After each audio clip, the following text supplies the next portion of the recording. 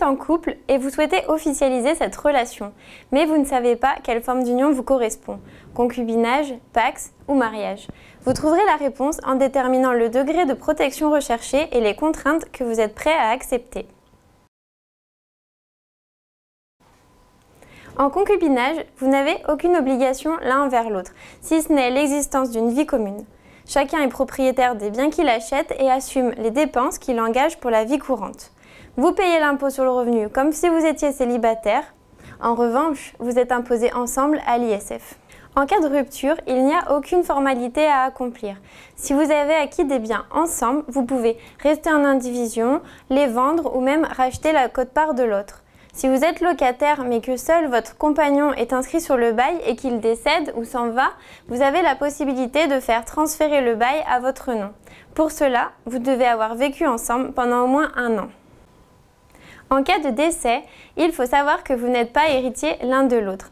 Grâce à un testament, vous pourrez transmettre certains biens à votre concubin.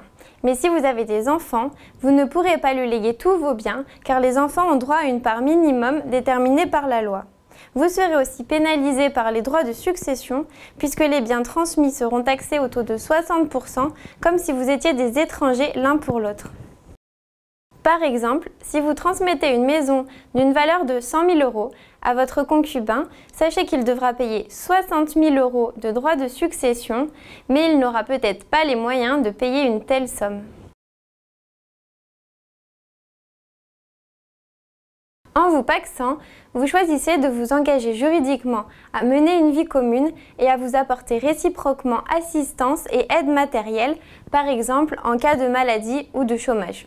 Pour la gestion de vos biens, vous avez le choix entre 2 régimes. Soit le régime de la séparation des patrimoines, où chacun conserve la propriété de ses biens, à condition de pouvoir le prouver. Sans cette preuve, on considérera que le bien vous appartient à 50-50. Ce régime est celui qui s'applique par défaut. Ou alors, vous pouvez opter pour le régime de l'indivision des acquets, où tous les biens que vous achetez ensemble ou séparément vous appartiennent à 50-50, sachant que vous ne pouvez pas demander remboursement à votre partenaire si vous avez financé plus de la moitié. Afin d'éviter des problèmes de preuve, je vous conseille d'établir l'inventaire de vos biens et de le joindre à la convention de Pacs. En tant que partenaire de Pacs, chacun assume ses dettes, à l'exception des dettes contractées pour les besoins de la vie courante, qui vous engagent tous les deux, tels que les loyers, les factures EDF ou encore les frais de scolarité des enfants. Vous faites également l'objet d'une imposition commune à la fois pour l'impôt sur le revenu et pour l'ISF. La séparation reste facile. Pour rompre le Pacs, vous pouvez réaliser ensemble une déclaration auprès de l'autorité compétente ou alors l'un de vous peut seul mettre fin au Pacs en le faisant signifier à l'autre par un huissier. En matière de protection, le Pacs constitue un premier pas. Vous n'êtes toujours pas héritiers l'un de l'autre. Comme dans le concubinage, si vous souhaitez transmettre une partie de vos biens à votre partenaire, il faudra le prévoir dans un testament. En revanche, contrairement à un concubin, aucun droit de succession ne sera dû. Le statut de partenaire donne aussi le droit de continuer à habiter pendant 1 année dans le logement que vous occupiez jusqu'au décès. Si vous étiez locataire, les loyers seront payés par la succession pendant cette période. Vous pouvez aussi demander le transfert du bail à votre nom. Avec le mariage, vous acceptez un engagement juridique très fort. Votre union implique une obligation de vie commune et des devoirs de secours, de respect, de fidélité et d'assistance. Peu importe votre régime matrimonial, le mariage aménage une protection particulière de la famille. Vous êtes tenus ensemble du paiement de toutes les dettes contractées pour les besoins de la vie courante et l'éducation des enfants. Le logement familial ne peut être vendu que d'un commun accord, même si vous en êtes le propriétaire exclusif. Et cela se traduit aussi par la naissance d'une obligation alimentaire à l'égard de vos beaux-parents. En dehors de ces règles dites impératives, c'est vous qui choisissez le régime matrimonial qui organise la gestion de vos biens. Il en existe plusieurs qui offrent plus ou moins d'autonomie ou de protection.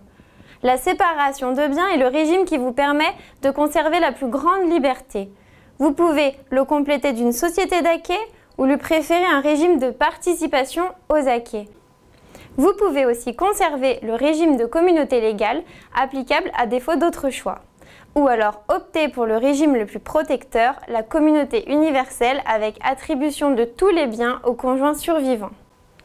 Sachez aussi que chacun de ces régimes peut faire l'objet d'aménagements sur mesure au sein d'un contrat de mariage.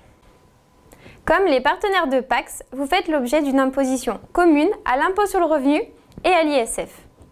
Attention, en cas de séparation, il faudra respecter le formalisme d'une procédure de divorce. La rupture sera plus longue et plus coûteuse. L'un d'entre vous peut également être contraint de verser à l'autre une prestation compensatoire afin de compenser la disparité entre vos trains de vie respectifs qui serait due à un sacrifice fait dans l'intérêt de la famille. Le mariage reste la forme d'union qui vous offre la plus grande protection. En cas de décès, vous êtes héritier de votre conjoint. Une part vous est même obligatoirement réservée s'il n'a pas eu d'enfant. Et vous n'aurez aucun droit de succession à payer. Comme pour le Pacs, vous pouvez rester pendant 1 an dans le logement, mais vous pouvez en plus prolonger ce droit jusqu'à votre décès. En tant qu'époux, vous avez également vocation à percevoir une pension de réversion, c'est-à-dire une partie de la retraite dont bénéficiait votre époux décédé. Le mariage est donc la forme d'union la plus protectrice, mais également la plus contraignante. Elle conserve toutefois une certaine souplesse grâce aux multiples combinaisons possibles de régimes et avantages matrimoniaux. De la séparation de biens à la communauté universelle, chacun trouvera son bonheur. N'hésitez pas à prendre contact avec votre conseiller pour en parler. Merci et à bientôt!